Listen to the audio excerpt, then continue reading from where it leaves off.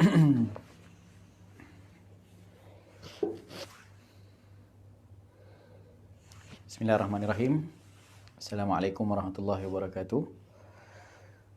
Alhamdulillah, salatu wassalamu ala sayyidina Rasulillah wa ala alihi wa sahbihi man walah. Rabbana zidna ilman warzuqna fahman birahmatika ya arhamar rahimin. Allahumma faqihna fid din wa 'allimna ta'wil wahdina ila siratikal mustaqim. Amma ba'd. Alhamdulillah, syukur pada Allah Taala. Dapat kita bersama-sama pada sesi program kopi khas kita pada pagi ini, kopi special kita, kuliah online pagi ini bersama dengan Kubak Center, yang julung-julung kali kita adakan sebagai satu program yang kami harapkan dapat berjalan secara mingguan lah, insyaAllah. Jadi kepada sahabat-sahabat, boleh ambil masa sedikit insyaAllah mula-mula ni untuk kita sharekan. Untuk kita sharekan majlis kita ni dulu, melalui sama ada melalui grup Facebook ataupun di WhatsApp masing-masing, ataupun boleh juga kita tag rakan-rakan lah. Boleh untuk kita tagkan rakan-rakan untuk sama-sama kita memanfaatkan sesi pagi kita, sesi kopi khas kita pagi ni insyaAllah, yang akan membincangkan tentang satu amalan, baqiyatus salihat. Baik. Jatuh pula barang, saya setting sekejap.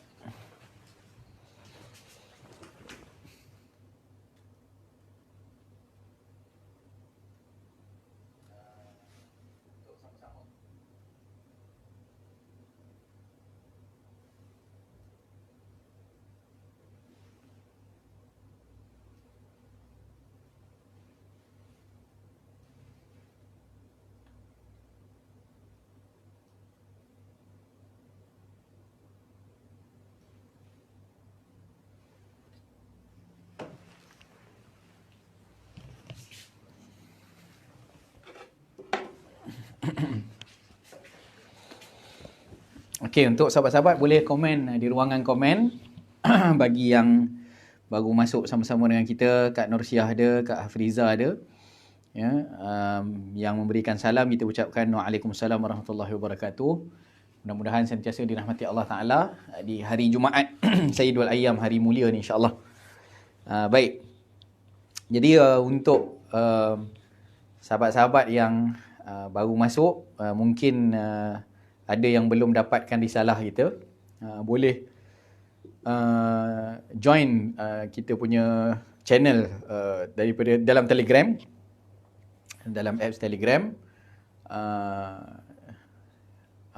Saya dah letakkan link di situ untuk Kubak Center punya Telegram, untuk masuk dan boleh dapatkan kita punya PDF sebelum kita bahaskan insyaAllah.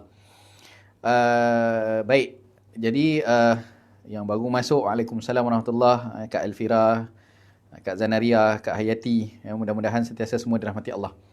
Kita akan mulakan sesi kita pada pagi ini dengan sedikit kaedah kita adalah kita akan bincangkan risalah yang ada, yang disediakan berkenaan dengan tajuk kita pada hari ini, dan akan diselang-selikan dengan kita membacakan kepada qasidah Subhanallah, yang juga ada PDF-nya, dan dalam risalah tu pun ada, tapi yang dalam risalah tu tak berapa lengkap, ada bait yang tertinggal di hujung.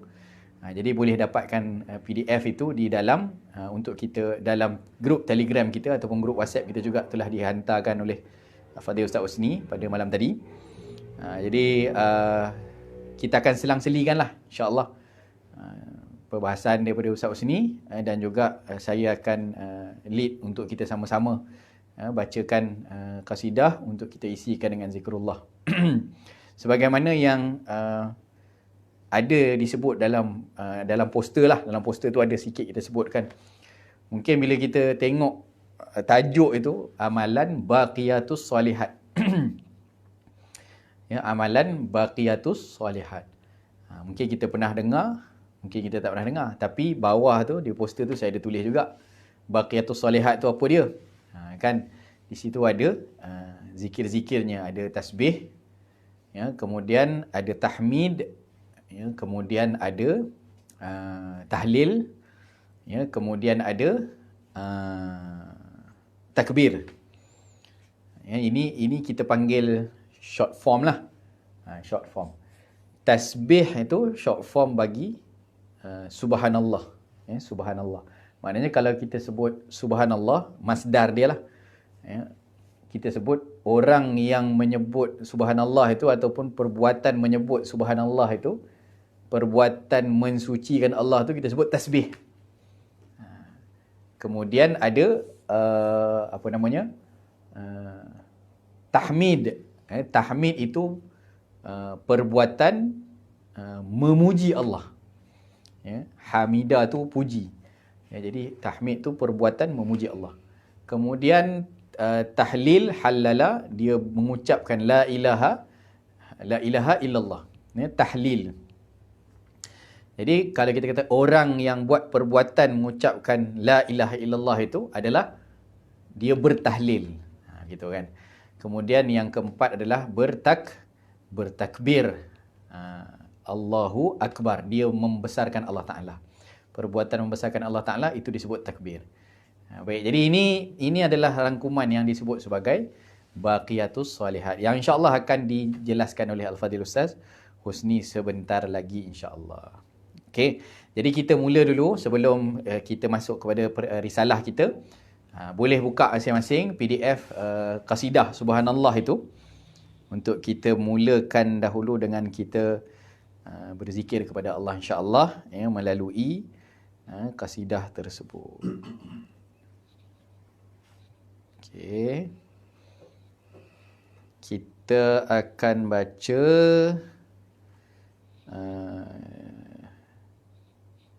dua bait lah insya-Allah, ya. Ada 10 bait, 1 2 3 4 5 6 7 8 9 10, ada 10 bait qasidah Rabbi inni ataupun subhanallah.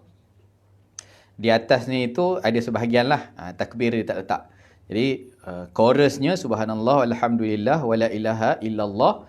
Kemudian chorus yang kedua Allah Allah Allah ya Allah.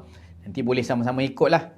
Ya, boleh sama-sama ikut, kita sama-sama baca. Kita isikan pagi Jumaat kita dengan memperbanyakkan zikrullah. Ya, banyak kita berzikir kepada Allah Ta'ala insya-Allah. Ya, dan juga untuk kita belajar dan kita terus amalkan. Kita hari ni nak bincang tentang amalan Baqiyatus Salihat. Di dalam qasidah ni memang ada dibaca Baqiyatus Salihat. Ya, yang insya-Allah yang akan kita jelaskan dalam risalah sebentar lagi.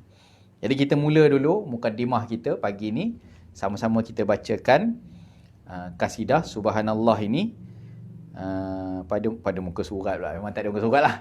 Dalam PDF tu satu je. Satu slide. Memang dah dikeluarkan, dan ada terjemahannya insya-Allah. Jadi boleh juga sama-sama kita hayati kepada maknanya insya-Allah. Baik. Kita ambil 2 bait yang di atas dulu, ya. Kita ambil 2 bait yang di atas dulu. Allahumma salli wa sallim wa barik alaihi wa ala alihi.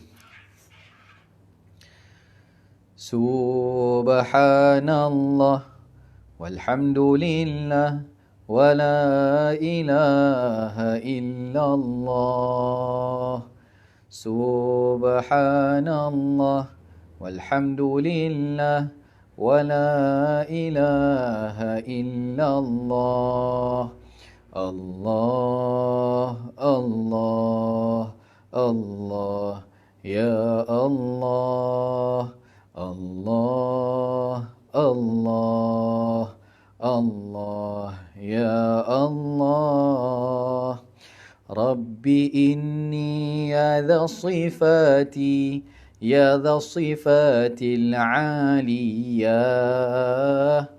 Qaimun bil fina uridu atiyah. Allah Allah Allah ya Allah. Allah Allah Allah يا الله. تحت باب الرجا وقفت، رجا وقفت بذلي، فأغثني بالقصد قبل، بالقصد قبل المانية.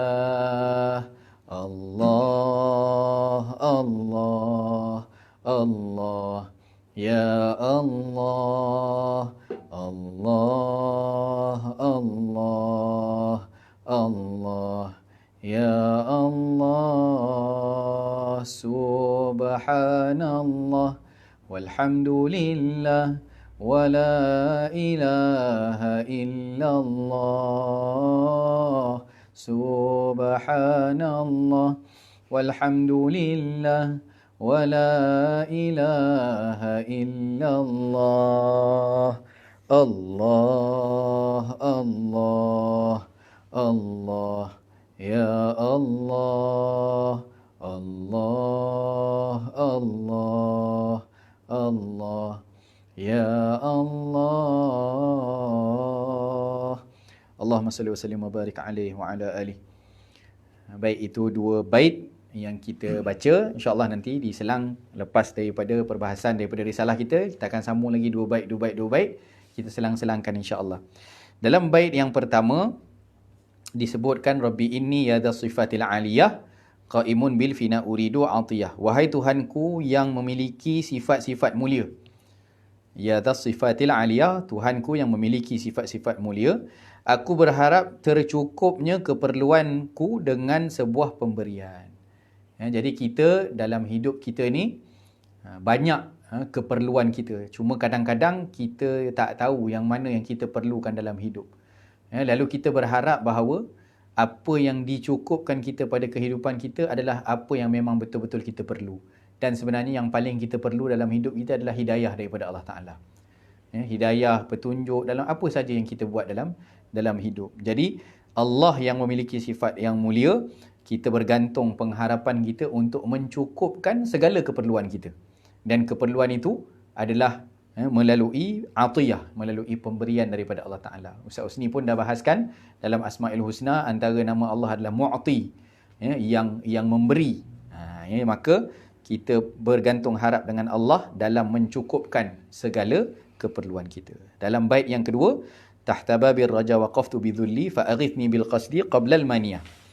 Di bawah pintu pengharapan, aku pasrahkan diriku bidhulli, dengan kelemahan diriku, dengan kekurangan diriku itu. Maknanya kita ni akan berharap bila kita sedar diri bahawa kita miskin. Kalau kita sedar yang kita tak ada apa-apa, maka kita berharap kepada yang memiliki. Maka Allah lah yang memiliki segala sesuatu. Maka di bawah pintu harapan itu, kita dengan segala penuh kekurangan, mengharapkan pertolongan daripada Allah. Fa'rifni, maka tolonglah aku ya Allah dengan tujuan-tujuan yang baik sebelum aku mati. Kan sebelum sampai masa kita, dalam masa tempoh Allah bagi nyawa kepada kita, dalam masa tempoh Allah Ta'ala bagi umur kepada kita, maka kita harapkan agar terisi dia dengan pertolongan Allah Ta'ala, dengan datangnya niat-niat, tujuan-tujuan yang baik dalam diri kita. Dan antara niat-niat yang baik itu adalah untuk sentiasa mengingati Allah, untuk sentiasa berzikir kepada Allah Subhanahu Wa Ta'ala, untuk sentiasa masa kita dipandu untuk kita zikir pada Allah. Alhamdulillah, syukur dan juga tahniah kepada yang bersama-sama dengan kita mengisikan waktu pada pagi ini dengan majlis ilmu dan juga majlis zikir. InsyaAllah kedua-dua majlis itu majlis yang disukai oleh para malaikat. Mudah-mudahan kita dapat doa daripada malaikat untuk keampunan daripada Allah Ta'ala untuk kita, insyaAllah. Baik, dengan itu saya serahkan pada Al-Fadhil Ustaz Husni untuk bahaskan risalah kita. Jadi boleh buka risalah PDF itu yang dah dihantar. Bagi yang baru masuk, boleh tengok pada ruangan komen, boleh masuk join kepada grup Telegram kita, t.me/Kubak Center, dan dalam itu kita dah sharekan PDF untuk risalah kita yang akan dibincangkan pada pagi ini, insya-Allah. Baik, dengan segala hormat saya jemput Ustaz Husni untuk bincang risalah kita, insya-Allah.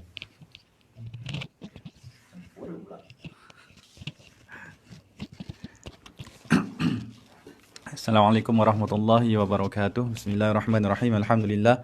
Wassalatu wassalamu ala Rasulillah wa ala alihi wa sahbihi wa man walah. Allahumma salli ala sayyidina Muhammad tibbil qulubi wa dawaiha wa sihatil abdani wa shifaiha wa nuril absar wa diyaiha wa qutil arwah wa ghizaiha wa ala alihi wa sahbihi wa barik wa sallim.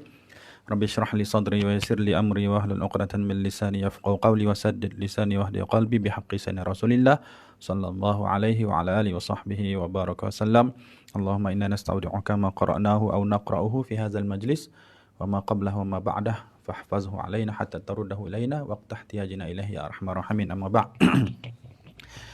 Baik, saya percaya yang tuan-tuan puan-puan semua telah mendownloadnya risalah ringkas ni dan mungkin telah pun membaca sebahagian daripadanya.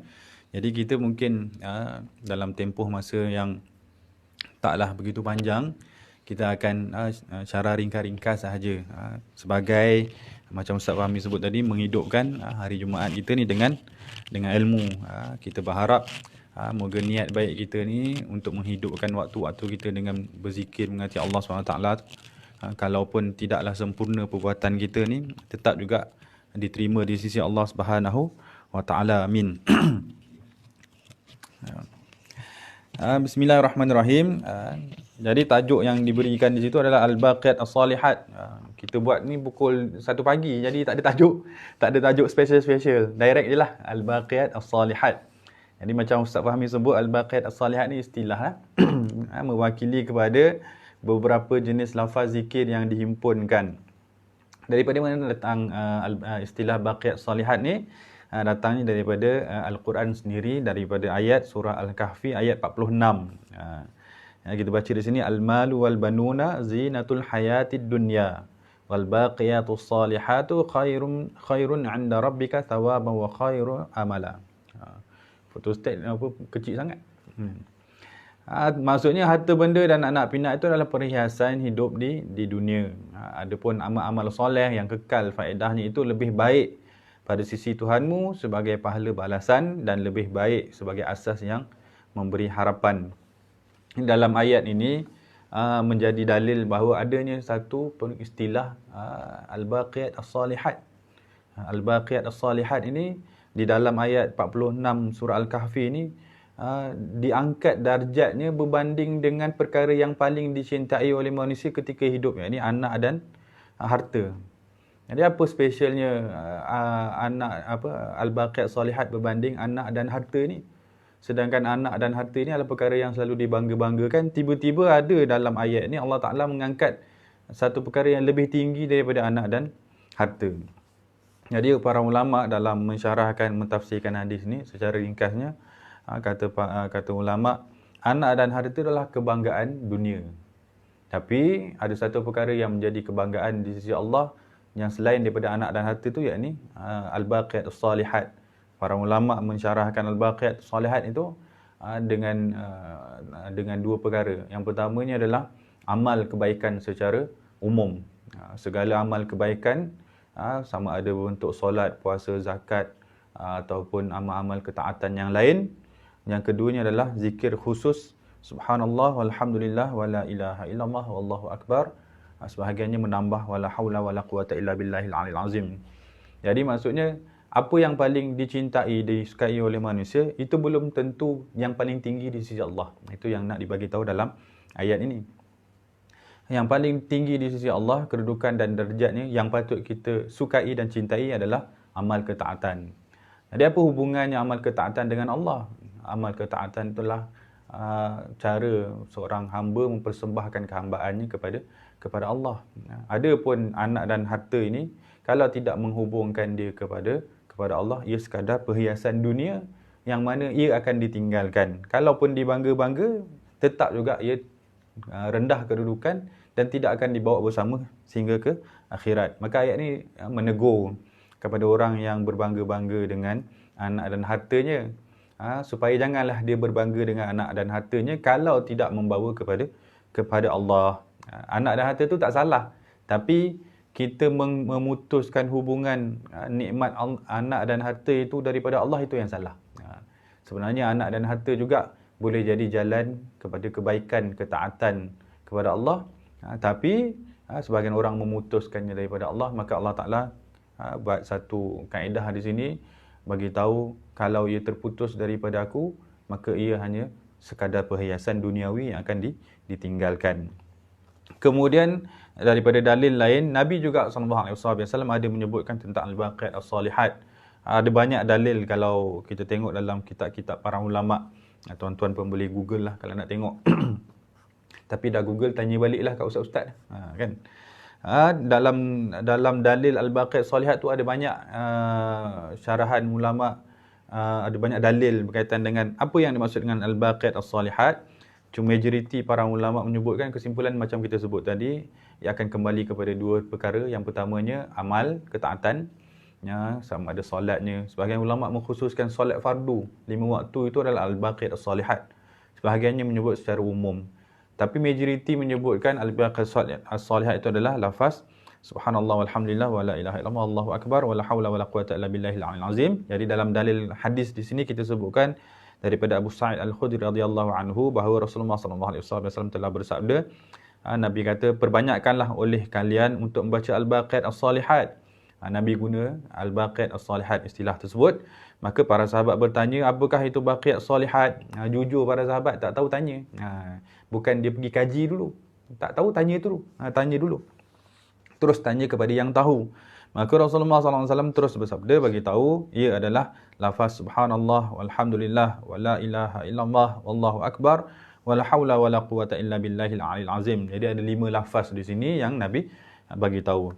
Dalam hadis lain disebutkan Ibnu Jarir mengatakan, saya telah menjumpai di dalam kitab saya akan sebuah hadis daripada Al-Hasan Ibnu Sabah Al-Bazzar, bahawa daripada Abu Nasr At-Tammar, daripada Abdul Aziz bin Muslim, daripada Muhammad bin Ajlan, daripada Sa'id Al-Maqbari, daripada ayahnya. Ini disebut sanad. Sanad ni tujuannya untuk mengetahui daripada siapa kita ambil. Jadi ilmu ni tak boleh kita petik daripada sumber yang tidak diketahui. Jadi ulama dulu berbangga dengan sanad. Maksudnya bukan bangga dengan orangnya, tapi bangga dengan jalan yang dia ambil ilmu tu. Yang mana kita ambil ilmu tu daripada orang yang jelas dia mengetahui. Zaman kita ni fitnahnya, orang yang nak jadi guru tak pernah jadi murid. Maka dia tak berbangga dengan sanad yang dia ada, kerana dia tak punya, dia tak ada. Bila dia tak ada, macam mana dia nak bangga benda yang dia tak ada? Akhirnya dia merendahkan siapa yang ada perkara tu. Tapi kita mengikut jalan para ulama, berbangga dengan semangat mengaji, menuntut ilmu, kita mengambil ilmu daripada guru yang kita dahulukan berbanding ilmu yang kita baca. Boleh. Jadi apa yang Ibnu Jarir sebut, ada disebut di sini daripada Abu Hurairah radhiyallahu anhu yang mengatakan bahawa Rasulullah sallallahu alaihi wasallam ada bersabda, subhanallah walhamdulillah wa la ilaha illallah wallahu akbar. Itu semuanya adalah al-baqiyat as-salihat. Al-baqiyat as-salihat yang diterjemah dengan amal-amal yang kekal lagi soleh. Dalam hadis yang ketiga di sini disebutkan, saya potong sebahagiannya. Satunya kerana mengantuk. Yang kedua kerana nak direct kepada tujuannya. Dalam hadis ini sebelumnya Nabi SAW bagi tahu al-baqiyat as-salihat itu adalah 5 lafaz. Subhanallah walhamdulillah wa la ilaha illallah wallahu akbar. Kemudian para sahabat bertanya bila ditambah wala haula wala quwata illa billahil aliyil azim itu. Maka Nabi kata sentiasa ianya ditambah. Cuma ada sebahagian waktu dibaca 4, tapi sebenarnya ia adalah 5 lafaz. Kemudian Nabi menyebutkan tentang kelebihan menyebut la haula wala quwata illa billah, dengan di sini disebutkan, kata Nabi SAW, aku dinaikkan ke langit dan di langit aku melihat Ibrahim AS. Maka Ibrahim AS bertanya, wahai Jibril, siapakah orang yang bersama dengan kamu itu? Maka Jibril menjawab, ia adalah Muhammad. Maka Ibrahim AS menyambut kedatanganku dengan sambutan yang sangat gembira. Kemudian Ibrahim AS berkata, perintahkanlah kepada umatmu agar mereka memperbanyakkan tanaman syurga, kerana sesungguhnya syurga itu tanahnya wangi dan buminya luas sekali. Jadi kalau dia luas dan kosong tak cantik pula kan, maka kita hiasi dengan tanaman-tanamannya. Maka bagi Nabi SAW bertanya, apakah itu tanaman syurga? Maka Nabi Ibrahim AS menjawab, ia adalah la haula wa la quwata illa billahil aliyil azim. Bukan la haula wa la quwata illa billahil aliyil azim tu bentuk pokok tu, tanaman tu tak. Tapi ia adalah punca kepada tumbuhnya pokok tersebut. Maka ulama, sebahagian ulama menyebutkan, bacalah la haula wa la quwata illa billahil azim sekali dengan lafaz-lafaz yang lain, agar banyak lagi tumbuh pokoknya di dalam syurga nanti. Allah. Alhamdulillah. Jadi kita pun dah dapat tahu berkenaan beberapa fadilat daripada ataupun maksud daripada baqiyatus salihat. Al-baqiyat itu yang baqi, al-baqa'u lillah kan. Itu antara ucapan takziah yang diucapkan kepada orang meninggal kalau waktu kami di Mesir dulu. Al-baqa'u lillah.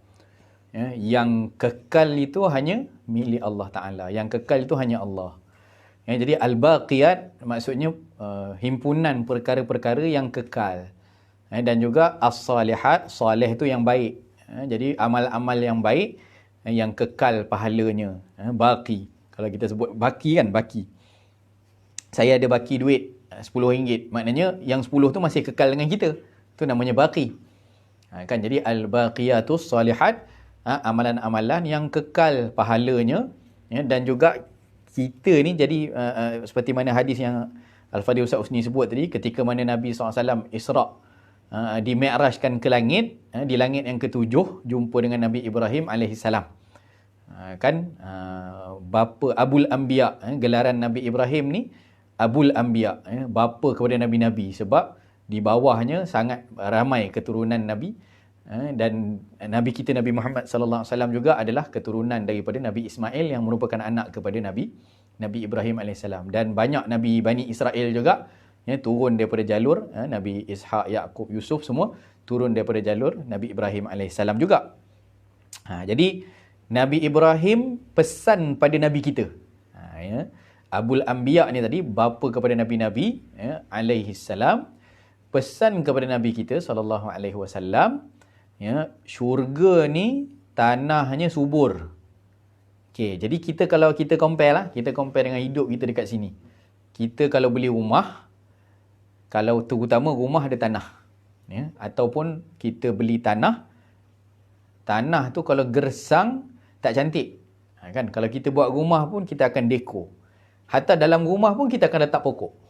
Kita akan letak hiasan. Tambah lagi di luar rumah yang memang ada tanah. Yang memang ada tanah, kita akan tanam pokok. Orang yang nakkan hasil buah, orang akan tanam pokok buah-buahan.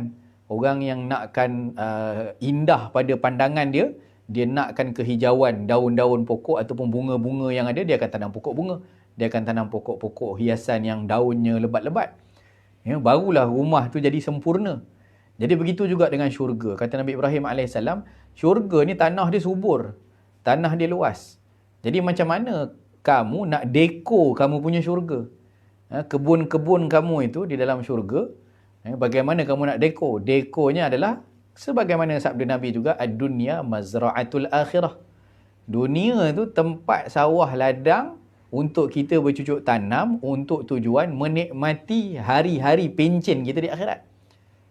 Kalau di sini kita duduk menyewa, kita berhijrah, kita bekerja, macam-macam tempat, kita ada tanah di kampung. Satu ketika kita pencen kan, kita akan balik kampung. Sebab sini kita menyewa je, bukan rumah kita. Kan? Sementara, kesementaraan. Tapi yang memang milik kita, itu pasti akan dapat pada kita kan. Jadi kalau orang yang dia ada tanah di kampung, dia dah puas berhijrah, dia dah puas cari makan, akhirnya tak ada tempat dah sewa apa semua, dia pasti akan balik semula ke kampung. Begitu yang disebutkan oleh para ulama, seseorang yang dia memperbanyakkan kebun dia. Kan kalau kita tanam banyak pokok dalam syurga, maknanya tanahnya dah ada. Kalau tanahnya dah ada, dia cuma tinggal menanti kepulangan tuan dia saja. Jadi bayangkan kita kalau kita ada kebun durian, dusun durian ke apa ke, orang yang hantu durian, kan ada kebun buah-buahan. Kalau time musim buah kita balik, kita kutip buah. Begitu. Kan? Jadi kata para ulama, orang yang banyak menanam di dunia ini, maksud dengan amalan baqiyatus salihat, dia baca satu baqiyatus salihat, kebaikan itu kekal di hari akhirat dengan disediakan pokok-pokok yang indah-indah di taman-taman syurga milik dia yang menantikan kepada kepulangan Tuhan dia. Kan, kalau bahasa mudah dia, dah ada tanah, takkan tak balik. Kan? Kita dah ada mahligai, kita dah ada kebun kita, takkan tak balik kebun. Maksudnya, hamba-hamba Allah yang beramal dengan amalan ini, sebenarnya salah satu jaminan daripada Allah Subhanahu Wa Taala untuk hamba-hamba ini akan masuk syurga, dan syurganya bukan biasa-biasa. Dan syurganya adalah penuh dengan kebun-kebun, tanaman-tanaman yang cukup indah. Jadi kita ambil kesempatan ni, bukan saja kita dah dapat ilmu ini, satu bacaan Baqiyatus Salihat akan menumbuhkan satu tanaman syurga milik kita yang memang sudah kekal abadi untuk kita. Jadi di sana yang menantikan kepulangan kita, tanah milik kita, kebun milik kita. Jadi di sini waktu untuk kita perbanyakkan tanaman tersebut. Maka kita ambil kesempatan juga hari Jumaat ni, sama-sama kita baca Baqiyatus Salihat. Sama-sama kita baca, insya-Allah. Kita kira sendirilah. Satu kali kita baca, satu pokok tumbuh. Berapa banyak kali kita baca dalam kehidupan kita, maka kita boleh bayang berapa besar nanti kebun kita dalam syurga. Janji Allah itu pasti, dan kita kena yakin dengan janji Allah dan juga janji Rasulullah sallallahu alaihi wa ala alihi wasallam. Kita sama-sama baca dulu zikir. Subhanallah, alhamdulillah, wala ilaha illallah, wallahu akbar.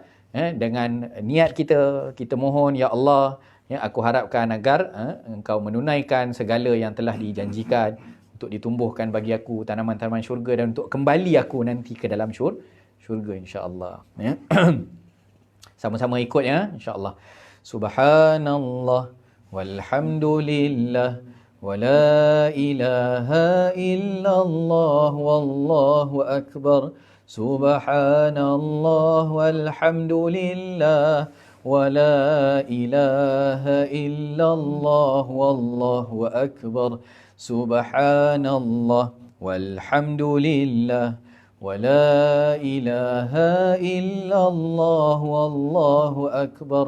سبحان الله والحمد لله ولا إله إلا الله والله أكبر. سبحان الله والحمد لله ولا إله إلا الله والله أكبر. سبحان الله والحمد لله ولا إله إلا الله والله أكبر. سبحان الله والحمد لله ولا إله إلا الله والله أكبر. سبحان الله والحمد لله ولا إله إلا الله والله أكبر. ولا حول ولا قوة إلا بالله العلي العظيم. Alhamdulillah, kita dapat sama-sama tanam pokok-pokok kita dalam syurga, insya-Allah. Mudah-mudahan kita semua diberikan keampunan, kerahmatan oleh Allah Ta'ala dengan berkat amalan-amalan ini, dan isikan waktu-waktu kita. Sebab dia mudah saja di lidah. Sambil-sambil kita buat kerja pun kita boleh baca. Sangat simple kan? Sambil kita tidurkan anak, sambil kita tidurkan suami, boleh baca. Zikir-zikir ini sambil memasak, sambil sapu sampah, sambil memandu. Dia zikir yang sangat ringan di lidah, namun sangat berat pada timbangan amalannya. InsyaAllah Fadil Ustaz Husni akan sambung pula untuk bincang risalah kita. Banyak ramai sahabat-sahabat kita yang baru masuk ni.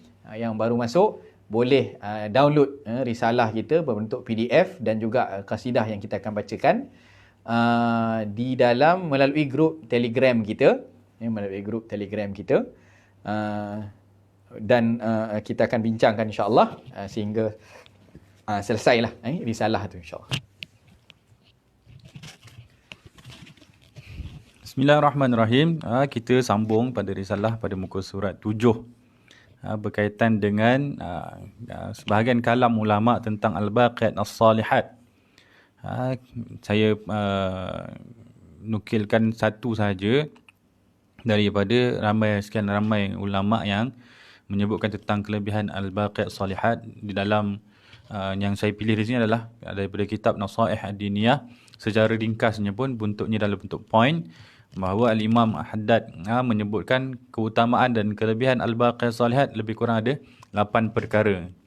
Yang pertama adalah ia merupakan ucapan yang paling dicintai, yang paling utama, yang disukai oleh Allah Subhanahu wa taala. Kemudian yang keduanya adalah ucapan yang paling ucapan yang paling dicintai oleh Allah Ta'ala. Yang ketiga merupakan ucapan mengucapkannya lebih dicintai oleh Allah Ta'ala daripada terbitnya matahari. Kerana di situ ada kehambaan hambanya, kan. Yang dituntut daripada manusia adalah kehambaan. Maka kehambaan tu lebih bernilai daripada segala macam ciptaan. Kerana semua ciptaan yang ada di sekeliling manusia ni hanyalah untuk membantu kehambaan manusia. Kita diberi rezeki supaya kita tak berfikir tentang rezeki, kita berfikir tentang Allah. Kita dituntut untuk beramal, maka dipersiapkan segala macam bantuan untuk beramal, supaya tidak kita sibukkan diri kita memikirkan tentang perkara tersebut. Ulama, saya ingat Dr. Luqman Al-Hakim Al-Azhari ketika beri contoh manusia ini dilahirkan dalam keadaan dipersiapkan untuk menjadi hamba Allah, maka dia patut fokus kepada tujuan tersebut. Kalau parent saja yang nak melahirkan anak, sebulan sebelum lahir anak tu dah siap perkakas anak tu, kalau lahir nanti dah ada baju, dah ada, anak tu tak perlu fikir pun apa yang patut dia buat, melainkan dia hanya menjadi seorang anak daripada baby tu, kerana parent telah fikirkan semua kelengkapan dia. Maka manusia begitu juga, ketika dilahirkan atau dikeluarkan ke bumi, ke dunia ini, tujuannya adalah untuk menjadi hamba Allah, maka dia tak patut fikir tentang yang lain, tak patut fikir tentang selain Allah. Kalau dia fikir tentang selain Allah pun hanya untuk memikirkan bagaimana digunakan selain Allah itu untuk bawa diri dia mendekati Allah Subhanahu Wa Taala. Maka jadilah diri dia, kehambaan dia itu yang paling dicintai oleh Allah. Maka lafaz-lafaz zikir itu adalah bagaimana seorang hamba tu menzahirkan anggota ini ataupun nikmat-nikmat yang dia ada tu untuk mendekatkan diri kepada Allah. Maka jadilah lafaz zikir tu sebab dia bertambah dekat, dan jadilah lafaz tu yang paling disukai oleh Allah, kerana di situ ada kehambaan seorang manusia. Kemudian yang keempat disebutkan merupakan sebab tumbuhnya tanaman syurga. Ini macam yang Ustaz Fahmi sebutkan tadi. Kemudian bagi orang yang mengucapkan al-baqiyat salihat, maka gugur dosa-dosanya sebagaimana pohon menggugurkan daunnya. Ini ada disebutkan oleh Nabi SAW. Sebab tu Nabi menyuruh kita untuk memperbanyakkan sebutannya. Kita kena faham tentang Nabi SAW itu sangat mengharapkan kebaikan bagi seorang manusia. Jadi apa yang merugikan manusia? Dosa-dosanya. Jadi dosa-dosanya yang akan menjauhkan dia daripada kebahagiaan. Maka Nabi, tujuan dia untuk bawa orang kepada kebahagiaan. Nabi kongsikan cara untuk mendapat kebahagiaan itu, iaitu dengan memperbanyakkan zikir. Zikir itu maksudnya mengingati Allah.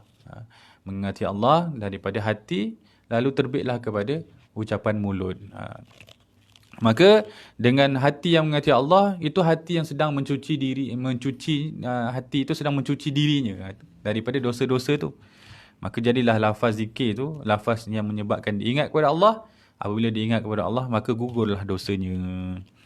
Kemudian yang keenam, orang yang memulai perbuatan dengan membacanya, maka terjaga daripada perkara yang membahayakannya. Ini ulama mengamalkannya mujarab. Kalau kita risau tentang sesuatu yang akan menimpa kita, maka perbanyakkanlah zikir. Daripada antara zikir yang menjaga kita adalah zikir al-baqiyat as-salihat. Kenapa? Kerana al-baqiyat as-salihat itu mengingatkan kita kepada Allah. Apabila kita ingat kepada Allah, kita akan ingat kepada kekuasaannya. Apabila kita ingat kepada kekuasaannya, kita akan ingat kepada sifat pemurahnya. Apabila kita ingat kepada sifat pemurahnya, maka kita akan rasa dikasihi dan dilindungi oleh Allah Subhanahu Wa Taala. Maka itu semua ada hubungannya. Kemudian yang ketujuh merupakan benteng daripada terkena api neraka. Kerana orang yang hatinya sentiasa berzikir kepada Allah, maka Allah Ta'ala yang akan menyelamatkan dan mengasingkan dia daripada neraka. Dan yang ke-8, akan datang pada hari kiamat, al-baqiyat salihat itu sebagai amalan yang baik dan diterima di sisi Allah Subhanahu Wa Taala. Kita di dunia ini tujuan hidupnya adalah untuk selamat di akhirat. Itu matlamat kata para ulama. Kita hidup di dunia bukan untuk hidup di dunia. Maksudnya bukan untuk kekal di dunia, untuk bersenang-senang di dunia. Kita hidup di dunia untuk senang di akhirat. Nabi SAW sebut tadi tentang tanaman syurga. Dengan zikir akan ada tanaman syurga. Sebenarnya Nabi sedang menanam dalam fikiran kita bahawa fikirlah tentang akhirat. Fikirkan tentang kebahagiaan akhirat. Fikirkan tentang bagaimana keadaan kita di akhirat. Itu difikirkan tu bila tu? Fikir tu ketika hidup lah. Ketika hidup kita fikir. Fikir apa? Fikir akhirat. Kita bukan semata-mata fikir untuk dunia. Menjadi kerugian pula kalau fikir dunia untuk dunia. Kita fikir dunia untuk akhirat. Maka perkara yang kita harapkan di akhirat adalah bantuan. Kerana di hari akhirat tu ramai orang yang tak dibantu, tak dapat bantuan, kesan daripada keburukan dia juga. Jadi sebelum kita terima keadaan-keadaan buruk itu, wal'ayazubillah, maka kita ada jalan yang boleh menyelamatkan kita, iaitu dengan zikir. Subhanallah, dalam banyak-banyak amalan zikir yang paling mudah dilakukan. Kalau tak ada duit untuk sedekah, masih lagi boleh buat kebaikan dengan zikir. Kalau tak ada kemampuan untuk baca Quran 30 juzuk satu hari, masih lagi ada jalan kebaikan dengan zikir. Kalau tak mampu puasa siang 30 bulan, satu tahun atau setiap hari Isnin Khamis, ni puasa 6 ni tak mula-mula kan. Masih lagi ada kebaikan untuk dapat kebaikan di akhirat, iaitu dengan zikir. Zikir ni semudah-mudah jalan, yang mana nanti kalau orang tak buat di akhirat, paling menyesal sekali. Paling menyesal sebab ia mudah untuk dilakukan. Itu sebahagian daripada kelebihan al-baqiyat as-salihat, yang nanti kalau ada kesempatan lain kita akan senaraikan lagi yang disebutkan oleh ulama. Wallahu a'lam.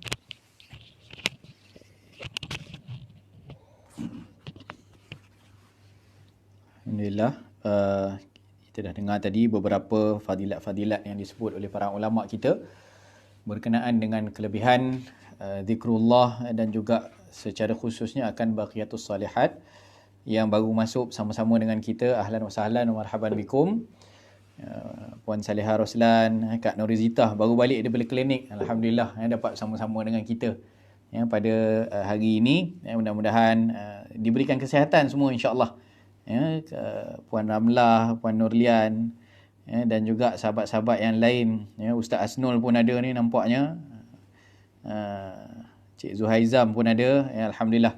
Untuk yang belum dapatkan kita punya risalah pada pagi ni, boleh masuk join grup Telegram kita t.me/Kubat Center, ataupun boleh search saja, cari gambar kanta tu, tulis Kubat Center, insya-Allah akan jumpa dan boleh join dan subscribe. Dan dalam tu kita sharekan kepada nota-nota, dan akan dimanfaatkan insya-Allah. Kalau ada nota-nota kita akan sharekan dalam tu, sebab Telegram ni dia cloud based, jadi lebih mudah daripada WhatsApp group. Sebab kalau WhatsApp group ada seorang baru masuk minta, kita kena share lagi, dan dia akan hilang lah, boleh jadi delete. Jadi tapi kalau dalam Telegram, maknanya dokumen-dokumen yang kita share tu akan stay di situ, walaupun orang baru subscribe pun akan dapat manfaat untuk boleh download sama daripada situ. Jadi boleh join kita punya group Telegram juga. Masya-Allah. Ini Dr. Ahmad Levi pun ada join kita ni pagi ni. Ahlan wa sahlan. Baik, kalau ada salah silap kami mohon tegurlah. Mohon tegur. Kami terbuka untuk menerima sebarang teguran kalau ada salah dan silap, kadang-kadang tersasul-sasul kata dan sebagainya. Baik. Kita insya-Allah kita akan selangkan sikit dengan bacaan qasidah sebagaimana yang kita sebut. Jadi boleh buka semula PDF qasidah Subhanallah. Jadi kita baca 2 bait . Tadi kita baca 2 bait. Kita sambung bait yang ketiga insya-Allah. Ini kita baca 4 bait lah. Allahumma salli wa sallim wa barik alaihi wa ala alihi. Sallallahu wa sallam alaihi. Subhanallah walhamdulillah wa la ilaha illallah. Subhanallah walhamdulillah wa la ilaha illallah. Allah, Allah, Allah, ya Allah. Allah, Allah, Allah, ya Allah. والرسول الكريم باب رجائي فهو غوثي وغوث كل البرية الله الله الله يا الله الله الله الله يا الله فأغثني به وبلغ فؤادي كل ما تجيه من أمنياه الله الله الله يا الله الله الله الله يا الله سبحان الله والحمد لله ولا إله إلا الله سبحان الله والحمد لله ولا إله إلا الله الله الله الله يا الله الله الله الله يا الله واجمع الشمل في سرور ونور وابتهاج بالطلعة الهاشمية الله الله الله يا الله الله الله الله يا الله مع صدق الإقبال في كل أمر قد قصدنا والصدق في كل نية الله الله الله يا الله الله الله الله يا الله ربي فاسلك بنا سبيل رجال سلكوا في التقى طريقا سويا الله الله يا الله الله الله الله يا الله سبحان الله والحمد لله ولا إله إلا الله سبحان الله والحمد لله ولا إله إلا الله اللهم صل وسلم وبارك عليه وعلى آله. Alhamdulillah. Baik, dalam empat bait yang kita bacakan sebentar tadi, bait yang ketiga, war rasulul karimu babu rajai fahuwa ghauthi wa ghauthu kullil bariyah. Dan rasul yang mulia itu adalah pintu kepada harapanku. Ya, kita tahu bahawa Nabi SAW yang Allah firmankan kepada baginda, ya, man dzalladzi yashfa'u 'indahu illa biiznih. Siapakah dia yang dapat memberikan syafaat, bantuan, pertolongan, ya, melainkan dengan izin Allah. Maka yang mendapat izin, kata Nabi SAW dalam hadis, adalah ana awwalu syafi'in wa awwalu musyaffa'in. Akulah orang pertama yang dapat bagi pertolongan di hari kiamat, dan nanti aku jugalah musyaffa' yang diberi izin oleh Allah Subhanahu Wa Taala untuk berikan bantuan, untuk berikan pertolongan. Maka kita, Rasul itu menjadi pintu kita, pintu harapan kita.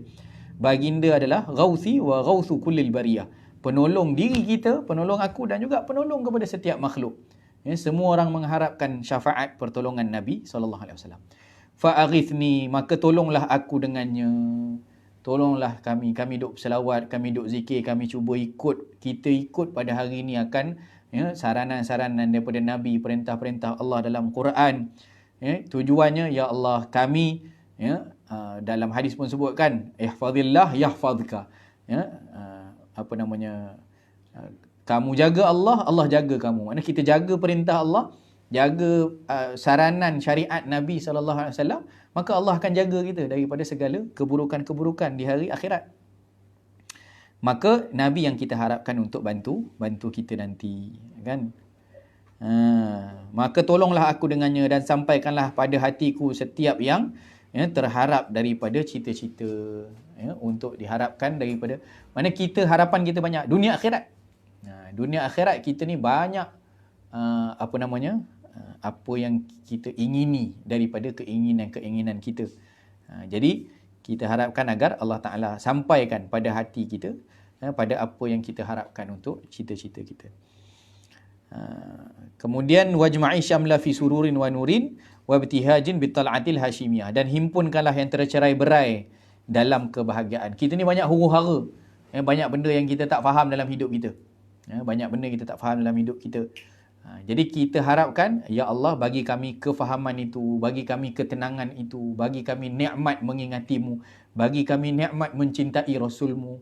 Yang tercerai berai, yang kita pun tak tahu apa tujuan hidup kita. Pagi kita pergi kerja cari duit, keluar bangun tidur pergi cari duit, lepas tu kita dapat duit dengan dapat penat, kan? Penat dapat duit. Bila dapat duit, kita pun nak hilangkan penat kita pun spend duit. Kita makan, kita minum, kita berhibur, kita buat macam-macam benda.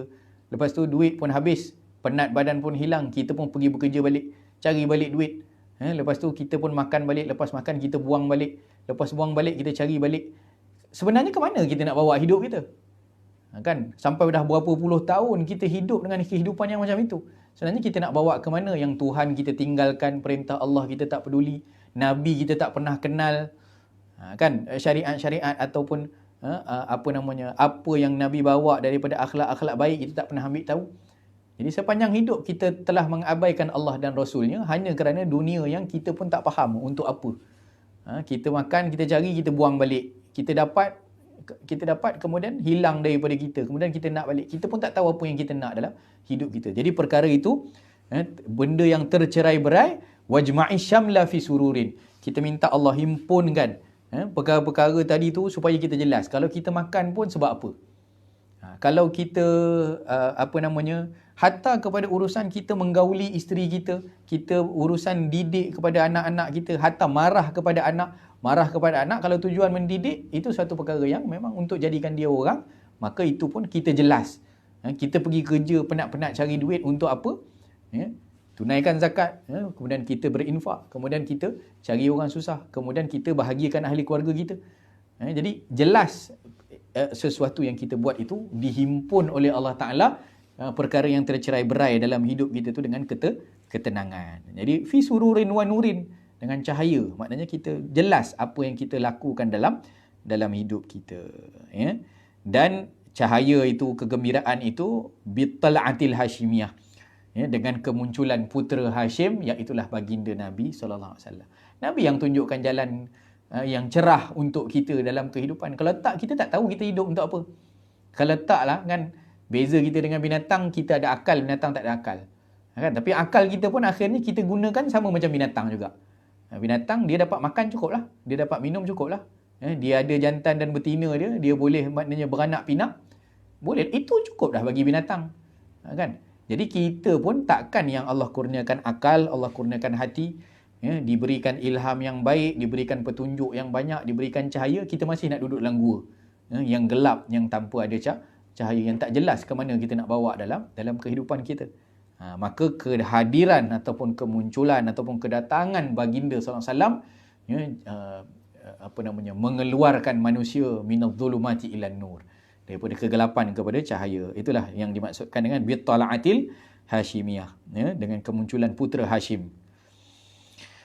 Kemudian ma'asidqil iqbali fi kulli amrin, dengan keteguhan di setiap sesuatu yang kami tuju dan kebenaran dalam setiap niat. Kita banyak niat-niat baik, tapi kita harap niat kita itu benar dan Allah pandu niat kita itu agar niat kita niat yang benar.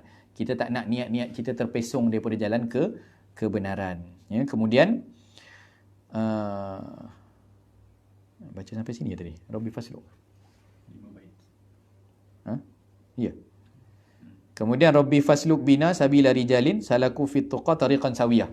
Ya Allah, tuntunlah kami, maknanya tuntun ni pimpin tanganlah, maknanya dipandu. Kita tak tahu jalan, orang sesat jalan, kalau dipandu jalan dia macam orang buta. Orang buta kalau dia tak tahu ke mana dia nak pergi, dia tak tahu nak menyeberang jalan, ada orang yang tuntun jalan dia. Kita ni macam orang buta lah di atas muka bumi ni. Tak jelas ke mana kita nak tuju. Lalu Allah berikan petunjuk cahaya, tuntun, dipimpin kita pada jalan rijal. Rijal ni para awliya salihin, wali-wali Allah yang memang mereka ini salaku, mereka ni menurut kepada jalan siratal mustaqim, jalan yang lurus yang Allah pimpin mereka ke syurga. Jadi kita ni minta, ya Allah bagi kami lalu jalan yang sama. Orang dulu tolong buatkan highway kan, kita boleh cepat sampai straight aja, kona-kona pun selekoh sikit-sikit aja. Tiba-tiba kita nak pergi tebah Semak Samun, nak cari sendiri jalan yang kita pun tak tahu, entah jalan tu syurga ke sebelah sana, kita pergi ke sebelah yang berarah lawanan, memang takkan sampai. Jadi kita kalau dipimpin oleh Allah Subhanahu Wa Taala dengan pimpinan daripada Allah, dengan cara dituntun juga kita, kamu ikut jalan ni. Jalan ni orang-orang sampai dah ke syurga.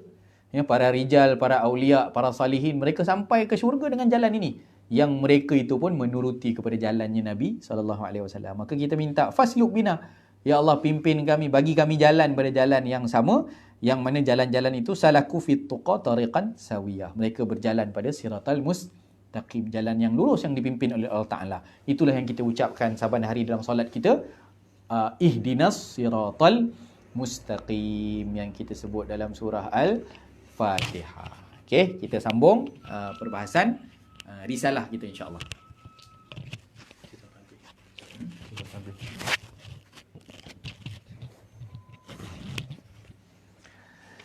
Bismillahirrahmanirrahim. InsyaAllah kita sambung pada muka surat yang ke-8 berkaitan dengan syarahan ringkas dalam memahami makna daripada lafaz-lafaz ini. Jadi lafaz yang pertama adalah lafaz subhanallah. Kalau diterjemahkan maksudnya maha suci Allah. Jadi lafaz subhanallah ni sebagian ulama menyebutkan lafaz menyucikan, tanzih, menyucikan Allah daripada kekurangan. Penghayatan kalimah ini mensucikan Allah Subhanahu Wa Taala daripada segala kekurangan dan ketidaksempurnaan. Jadi ketika mana ada kita menyebutkan lafaz ini, maksudnya kita sedang menisbahkan kepada Allah dengan keagungan, keagungan. Bagaimana kita menisbahkan Allah dengan keagungan dan segala kesempurnaan dengan kita menafikan segala kekurangan kepada Allah. Kalau kita rasa Allah Ta'ala ni pilih kasih, kita buang. Subhanallah, Allah Ta'ala tak begitu. Kalau kita rasa Allah Ta'ala lupa, kita sucikan. Subhanallah, Allah Ta'ala tidak begitu. Astaghfirullah. Maha suci Allah daripada segala-gala kekurangan. Jadi untuk memahami, menjiwai kalimah subhanallah ni, itulah perkara yang kita belajar dalam ilmu akidah kita tu, dalam sifat 20 tu. Perkara-perkara yang mustahil bagi Allah tidak mungkin dinisbahkan kepada Allah. Maka ketika kita menyebut lafaz ini, kita bawa segala kefahaman kita yang kita belajar dalam sifat 20 itu untuk kita memahami dan menjiwai subhanallah. Lafaz zikir ini, kata para ulama, kalau kita sebut tanpa khusyuk pun dah dapat pahala. Tapi kita bukan sekadar mahu pahala, kita mahu hubungan yang murni kepada Allah Subhanahu Wa Taala. Setelah Allah Ta'ala lakukan segala-galanya untuk kita kan, dia keluarkan kita ke bumi ni tanpa bincang pun dengan kita. Kemudian dia bagi kebaikan kepada kita, yang tidak putus-putus kebaikan tersebut kepada kita. Kemudian dikurniakan bagi kita segala macam kebaikan, segala macam keperluan, dia bagi semua kepada kita. Maka kita sebagai hamba menzahirkan syukur dan terima kasih kepada Allah dengan kita menjaga hubungan itu kepada Allah. Menjaga hubungan itu dengan mempertahankan syukur itu, mempertahankan kehambaan itu dengan lafaz subhanallah. Subhanallah, maha suci Engkau ya Allah daripada segala kekurangan. Boleh. Apabila ulama menyebutkan, apabila kita menyebutkan tentang keagungan Allah, menyebutkan tentang kesempurnaan Allah, kita kena faham yang kita sedang menisbahkan, mensabitkan kekurangan diri kita. Begitu muamalah kita kepada Allah. Ketika kita menyebutkan keagungan Allah, kita kena sedar sebenarnya kita sedang menyebut kekurangan diri kita. Dan itulah kesempurnaan seorang makhluk atau seorang hamba kepada Allah. Memang Allah Ta'ala nak tengok kita mengaku kurang. Jadi bila kita menyebutkan lafaz ya Allah engkau lah yang maha memberi, maksudnya kita sedang menisbah kepada kita tak ada apa-apa. Kita tidak ada apa-apa. Engkau lah yang maha sempurna, kita sedang menisbahkan kita adalah yang paling hina. Begitu. Boleh. Kemudian dalam lafaz alhamdulillah, maksudnya adalah segala puji hanya bagi Allah Subhanahu wa taala. Kalau dibahaskan dalam ilmu akidah tu banyaklah cabang perbahasannya.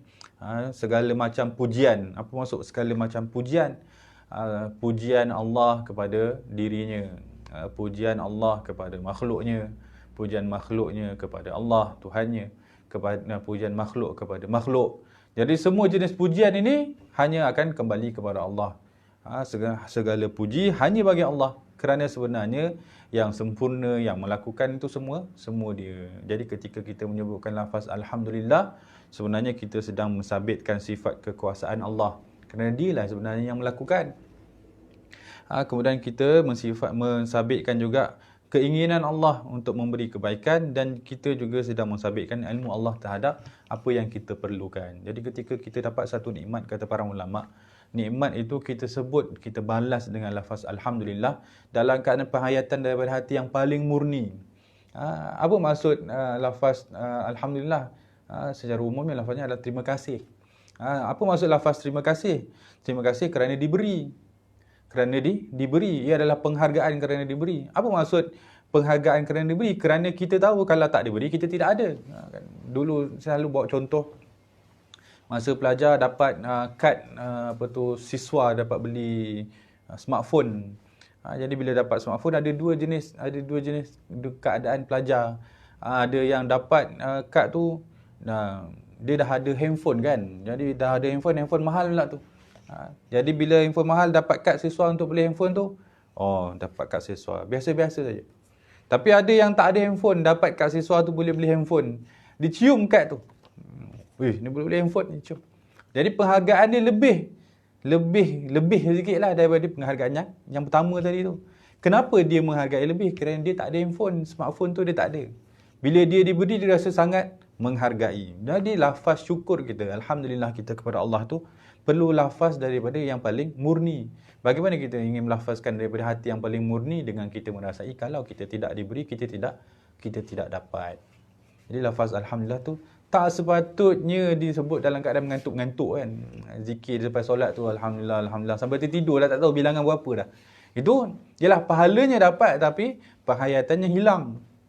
Sebab tu makin banyak takut makin lupa pula yang itu sebenarnya Allah Taala bagi. Wal'ayazubillah. Jadi kata ulama, ketika mana kita menyebut alhamdulillah, kita sebenarnya kita sedang sebut kekuasaan Allah yang dia memberi kepada kita. Kemudian kita sebut yang dia beri tu memang dengan keinginan dia beri, bukan dia kesian-kesian, tak. Dia memang nak bagi pada kita dan dia bagi dalam keadaan dia tahu apa yang terbaik untuk kita. Maka ucap syukur alhamdulillah daripada hati.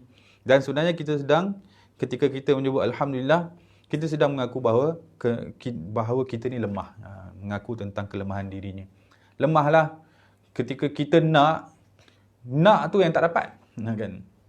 Yang kita nak tu biasa yang tak dapat. Maksud lemah lah tu. Yang kita tak nak dapat pula, itu lagi lemah. Kan? Kita sebut semalam orang yang manusia ni takut dia ada banyak. Kan? Tentang harta ni, tentang dunia ni. Kalau tak ada, takut tak dapat. Takut. Kan? Dan kemudian, kalau dah ada, takut lagi tu. Takut hilang. Dah ada ni, nanti orang ambil pula kan. Orang lagi banyak duit, lagi takut hilang tu. Kemudian, dah hilang, takut tak dapat pula. Bila pula nak dapat lagi, dah hilang ni. Tadi dah ada orang ambil ni, bila nak dapat? Subhanallah, itu takutnya manusia tu.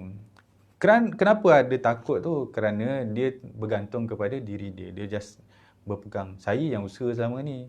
Jadi bila saya usaha, saya tahu saya yang patut dapat. Tapi takut orang ambil. Kalau dia nisbahkan diri dia kepada Tuhan, kepada Allah yang memberi, dia tak takut hilang kerana Tuhan yang memberi ketika dia tidak perlu Tuhan memberi.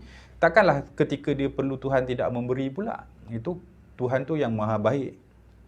Penghayatannya di situ.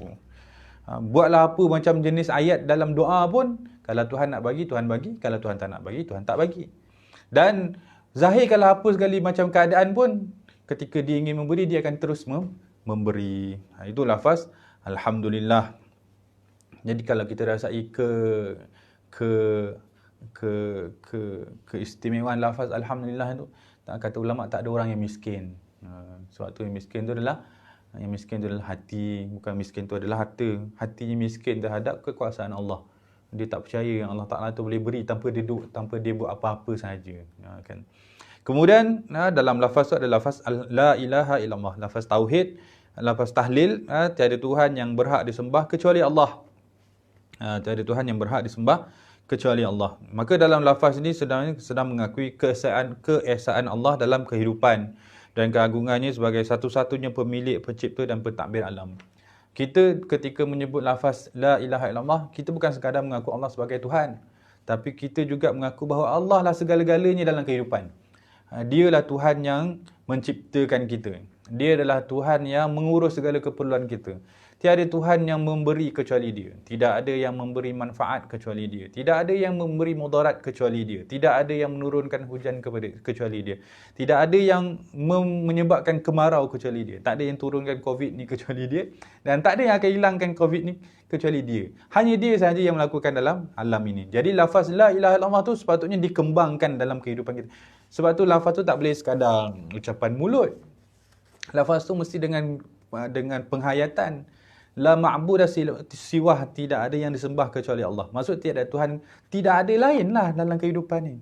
Tidak ada lain kecuali Dia lah yang melakukan. Kalau kita melakukan pun, kita melakukan dengan keesaannya. Lafaz tauhid tu mengingatkan kita segala-galanya tentang Allah dan mengingatkan segala-galanya tentang diri kita. Sebab tu di bawah tu ada pengakuan daripada hamba yang menyebut la ilaha illallah ni, mengaku bahawa dirinya adalah makhluk. Kerana Allah adalah khaliq, Allah pencipta, maka dia adalah makhluk. Dia dikuasai oleh Allah.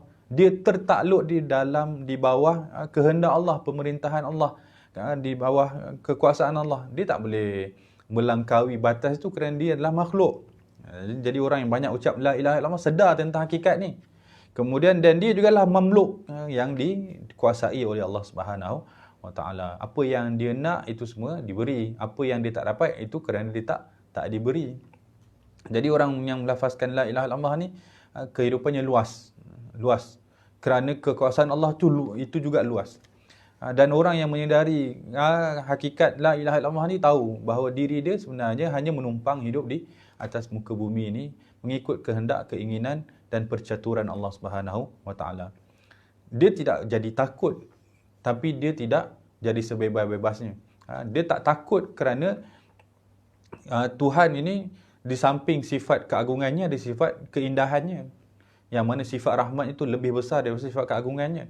Allah Ta'ala ni kalau lagi kita takut, lagi dia tunjuk sifat rahmat. Subhanallah. Kalau ibu tu, garang-garang ibu tu, bebel-bebel tu masak lagi tu. Sampai anak yang merajuk pun jadi lembut pula kan. Itu Tuhan tu lebih, sifat rahmatnya lebih daripada tu. Tapi tidaklah pula rasa bebas pula. Kalau Tuhan tu pun baik, kita buat apa saja. Tidak juga. Masih lagi ada sisi keagungannya. Jadi la ilaha illallah tu menggabungkan khauf dan roja. Kemudian lafaz Allahu Akbar. Lafaz Allahu Akbar yang diterjemah di sini adalah dengan mana Allah Maha Besar. Maha Besar ni bukan saiz. Bukan saiz. Hasya lillah. Mustahil Allah Ta'ala itu bersaiz seperti yang digambarkan oleh sebahagian orang. Allah Ta'ala tu ada saiz, ada ukurannya, ada anggotanya kita tak tahu besar mana, semacam mana, tapi dia ada saiz. Tak, mustahil Allah begitu. Maha suci Allah daripada perkara begitu. Yang besar di sini adalah keagungannya, kekuasaannya, ilmunya. Itu keagungan. Jadi barang siapa yang baca lafaz Allahu Akbar, sebenarnya sedang mensabitkan keagungan dan kekuasaan Allah Subhanahu wa taala. Secara tidak langsung dia sedang mengaku bahawa dirinya adalah hina dan rendah. Dan segala perkara selain Allah, itu semua perkara-perkara yang rendah. Sebab itu lafaz yang menjadi lafaz yang mengharamkan dunia kita dengan akhirat kita adalah lafaz Allahu Akbar ketika solat. Allahu Akbar. Jadi Allahu Akbar tu sebenarnya sedang membuang segala perkara selain Allah kerana yang paling besar adalah Allah. Ketika kita angkat takbir tu, walaupun mungkin ketika awal takbiratul ihram tu saja, tapi itu sudah cukup kata sebagai permulaan bagi ulama. Kata ulama, kata ketika kita anggaplah segala-galanya itu kecil. Dengan kita angkat tangan kita tu, dengan kita bayangkan segala perkara yang kita bawa di belakang kita tolak untuk dibawa Allah dalam hati kita. Allahu Akbar. Terisi Allah dengan hati kita dengan keagungan Allah Subhanahu wa taala. belajar memperkecilkan perkara lain selain daripada Allah.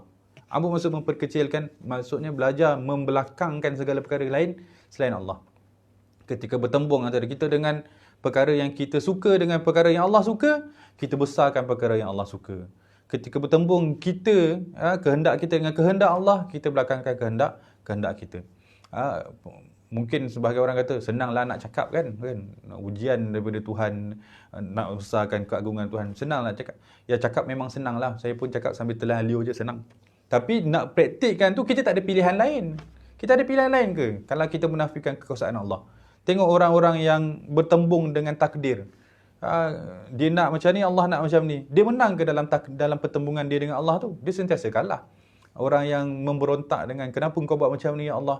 Adakah memberontak dia itu menyebabkan takdir bertukar seperti kehendak dia? Tidak ada. Akhirnya dia yang paling menderita dengan apa yang dia rasa. Jadi kita tak mahu kehidupan kita ni tersangkut di antara kehendak kita dan kehendak Allah. Kerana kita tak akan menang dalam perebutan tu. Kita sentiasa kalah. Jadi kita kalahkan diri kita dulu. Kerana siapa yang menundukkan dirinya di hadapan Allah, maka Allah Ta'ala akan membahagiakan dia dengan cara Allah Subhanahu wa Ta'ala. Ini mujarab telah dilakukan oleh para ulama dan orang-orang yang mencuba untuk mendekatkan dirinya kepada Allah. Mujarab. Kalau tak percaya boleh buatlah. Kemudian yang terakhir, la haula wala quwwata illa billah. Ini penutup kepada baqiyatus salihat, yang maksudnya tidak ada daya dan tidak ada upaya. Sebagian ulama mendetailkan tidak ada daya menolak keburukan, tidak ada daya membuat kebaikan kecuali lah dengan izin dan bantuan daripada Allah Subhanahu Wa Taala. Kata ulama di sini ialah kunci kehidupan. Ini kunci kehidupan. Kita hidup dengan bantuan Allah, kan? Kalau anak tu hidup dengan bantuan parent saja sudah cukup bahagia, bagaimana orang yang hidup dengan bantuan Allah lagi rasa lebih besar daripada kebahagiaan sebagai seorang anak. Kerana ketika itu kita tak buat apa-apa pun, kita dibantu saja. Orang yang dibantu mana ada rasa sempit. Tapi kalau dia tak dapat bantuan, orang ramai yang kata tengah COVID ni tak dapat bantuan, sempit kehidupan kan, menderita. Tapi kalau dia menisbahkan kelemahan dia kepada Tuhan yang Maha Pengasih, Maha Memberi, Maha Tidak Berkira, yang Maha Berkuasa segala-galanya, dia akan melihat bahawa kehidupannya tidak susah seperti yang disangkakan. Kerana sentiasa ada dalam momen-momen kehidupan dia datang bantuan Tuhan tanpa dia sangka. Wa may yattaqillaha yaj'al lahu makhraja, kan? Siapa yang ada masalah, takwa saja kepada Allah, maka Allah keluarkan dia daripada jalan tersebut. Kita selalu ambil jalan tak nak melihat perkara itu kerana kita ada masalah dalam hubungan mempercayai kekuasaan Allah, itu saja. Kata ulama, kalau kita hidup dengan membesarkan baik sangka kita kepada Tuhan yang Maha Kuasa, maka tidak ada lagi sisi-sisi kelemahan daripada kita untuk melakukan apa sahaja yang dia mahukan. Tapi masalahnya kita selalu bertembung dengan kehendak Allah, sebab tu kita takut. Boleh. Kemudian di sini disebutkan mensabitkan ketuhanan kekuasaan Allah terhadap seluruh makhluk. Maka tak ada yang boleh melakukan tanpa izin daripada Allah, tanpa bantuan daripada Allah, dan pengakuan daripada hamba bahawa dirinya tidak mampu melakukan apa-apa saja kalau tidak dibantu oleh Allah Subhanahu Wa Taala. Itu sisi penghayatannya begitu. Dibawalah dalam kehidupan. Tak boleh bawa semua, jangan tinggal semua. Apa yang kita mampu buat, kita buat perlahan-lahan. Sebab tu penting dalam menghayati kehidupan hubungan kepada Allah, kita perlukan guru yang membimbing. Kalau kita sendiri nak berhubungan dengan Allah, kita tak ada pengalaman. Anak saya yang kedua tu pergi sekolah, ada kakaknya tolong tunjuk tandas, lega dia. Tapi kakaknya masa pergi sekolah dulu tak tahu siapa boleh tunjuk tandas kat dia.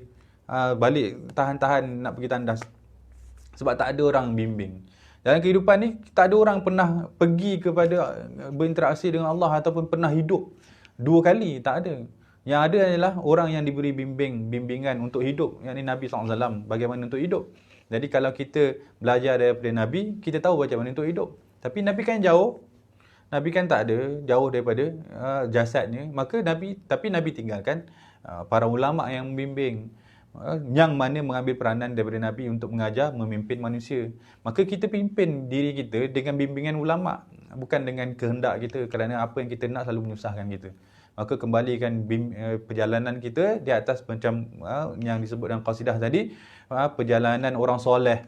perjalanan orang soleh, maksud mereka telah menunjukkan kita jalan yang lurus, yang mana mereka dibimbing oleh Allah. Jadi kita harap kita juga dibimbing oleh Allah. Cara bukti kita dibimbing oleh Allah, kita berada di atas jalan mereka. Jadi macam nak berada di atas jalan mereka? Tentulah dengan memperkenalkan diri kita kepada para ulama. Kita ambil janji, wahai Syekh, tolong ajar saya bagaimana untuk hidup di dunia ni. Saya selalu buat perkara menyusahkan diri saya. Kalau kau tak tolong saya, tunjuk saya jalan, saya tak sampai kepada tujuan. Begitulah secara ringkasnya dalam merealisasikan al-baqiyat salihat dalam kehidupan. Panjang lagi lah, tapi nanti tak habis kan. Wallahu a'lam. Alhamdulillah. Kita dah dengarkan penghayatan daripada setiap satu yang disebutkan, baik tasbihnya subhanallah, baik tahmidnya alhamdulillah. Dan saya suka untuk kongsikan bagaimana kita mengucapkan alhamdulillah dalam kehidupan. Yang pertamanya, bila kita dapat nikmat, bila kita dapat kebaikan-kebaikan, apa jua bentuk kebaikan, kita ucapkan alhamdulillah bi ni'matihi tatimmus salihat, ataupun alhamdulillahilladzi bi ni'matihi tatimmus salihat. Segala puji bagi Allah yang mana bi ni'matihi, dengan nikmat daripada Allah itu, tatimmus salihat, sempurnalah, lengkaplah segala salihat, kebaikan-kebaikan. Tadilah kalau pahalanya stay, kalau ada dosa, dosanya diampunkan. Ya, kalau ada yang terpecah, tercerai-berai, dicantumkan. Kalau ada yang gundah gulana, ditenangkan. Itu semua sempurnanya kebaikan, disebabkan adanya nikmat. Dan kalau kita dapat musibah pula, macam mana? Musibah tetap juga, walaupun dalam Quran sebut yang terkena kepada musibah, alladzina idza asabathum musibatun qalu inna lillahi wa inna ilaihi raji'un. Dia istirja', dia kembali kepada Allah. Kami ini milik Allah dan kami akan kembali kepada Allah. Walau bagaimanapun, diajarkan kepada kita ucapan bila ditimpa musibah, tetap mengucapkan alhamdulillah juga. Tapi ucapan macam mana alhamdulillah yang kita nak sebut bila ditimpa musibah? Ucapannya adalah alhamdulillah ala kulli halin. Alhamdulillah ala kulli hal. Kalau sahabat-sahabat yang tu boleh tulis, yang tengok kita pada hari ni, bolehlah tulis di ruangan komen. Kalau boleh dimanfaatkan pada yang lain, terutama kalau ada asatizah kita yang ada keyboard Arab ataupun keyboard Jawi ke, boleh typekan alhamdulillahilladzi bi ni'matihi tatimmus salihat. Itu kalau kita dapat nikmat, kan? Alhamdulillah ala kulli hal. Alhamdulillah ala kulli hal. Segala puji bagi Allah dalam setiap satu pun keadaan. Sebenarnya memang kalau kita dapat musibah pun, untuk penghayatannya kita tahu bahawa seteruk mana musibah yang kita kena, ada lagi orang yang kena musibah lebih teruk daripada kita. Jadi kena dia alhamdulillah, ya Allah, yang Engkau bagi musibah aku paling kurang sebagaimana yang disebut oleh Sayyidina Umar radhiyallahu anhu. Kata beliau apa? Bila terkena kepada sesuatu musibah, Sayyidina Umar kata alhamdulillah ala kulli halin. Segala puji bagi Allah Ta'ala atas setiap keadaan. Alhamdulillah kepada Allah yang tidak menjadikan musibati fi dini. Alhamdulillahilladzi la yaj'al musibati fi dini. Segala puji bagi Allah yang tidak menjadikan musibah itu pada urusan agama. Apa maksud musibah agama? Hilang Tuhan. Kan ada orang yang kena musibah, kemudian dia bukan setakat tak sebut istirja', tapi Tuhan hilang daripada diri dia. Dia menyalahkan Tuhan, menyalahkan takdir, boleh jadi kufur pada Allah Ta'ala. Kena musibah pada dia macam-macam, dia boleh tanya soalan, kan? Tuhan ni ada ke tak ada sebenarnya ni? Kalau ada, fungsi dia kan untuk tolong aku. Macam Tuhan pula kena dengar cakap dia. Kan? Jadi hilang Tuhan dalam diri sebenarnya adalah satu musibah pada agama yang cukup besar. Jadi Sayyidina Umar kata, seteruk mana pun musibah yang aku kena, syukur, sebab musibah itu bukan pada agama. Maknanya bukan dia kehilangan Tuhan, bukan dia kehilangan hati yang dia nak bawa untuk ingat kepada Allah, yang mana dia, yang kita dah belajar dalam Asma' Husna juga kan, ad-dar an-nafi'. Dia yang bagi mudarat, dia yang bagi manfaat. Okey. Jadi kita tutuplah insya-Allah dengan kita bacakan 3 bait lagi yang terakhir. daripada kasidah Rabbi inni dan juga ataupun subhanallah. Mudah-mudahan adalah manfaat untuk kita dalam perbincangan kita pada hari ini untuk kita bincangkan al-baqiyatus salihat, dan mudah-mudahan kita diberi taufik oleh Allah untuk kita sentiasa mengamalkan. Paling kurang pun setiap kali lepas solat kita amalkan dah kan, 33 kali tu.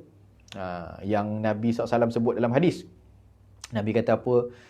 Akan diampun dosa-dosanya walau mithlu zabadil bahar, walaupun sebanyak buih di lautan. Maknanya dosa banyak sangat. Kita ni memang dosa banyak lagi daripada tu.